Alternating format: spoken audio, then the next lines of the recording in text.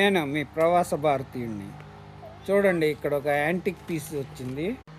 ఇగో ఇది antique piece. నిజమైన radio, transistor కాదు. రేడియో కమ్ షెల్ఫ్ అన్నట్టు 1970 శతకంకి దశకానికి సంబంధించింది.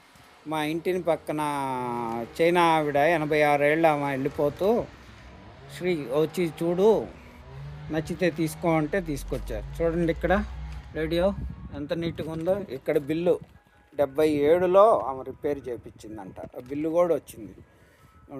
ఎంత అద్భుతంగా ఉందో. మా చెట్ల రోజా పూలు కూడా చూడండి ఇక్కడ. రోజావే చిన్ని రోజావే. I know that's not good ice cream. అదే ఐస్ క్రీమ్ బండి వచ్చి డింగు డింగు కొడుతుంది. పిల్లాడు అడుగుతున్నాడు ఐస్ క్రీమ్.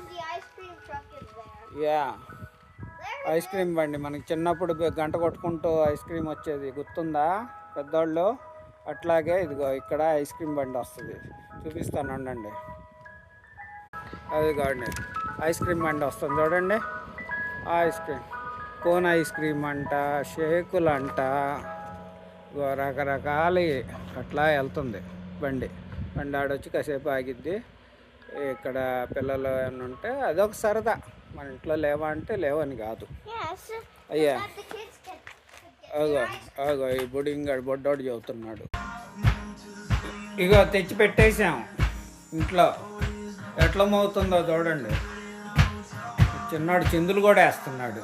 చిన్నిగా గుగ్గి గుగ్గి say hi to viewers.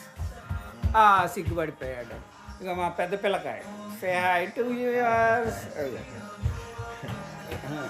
Is karate champion మా పెద్దోడు.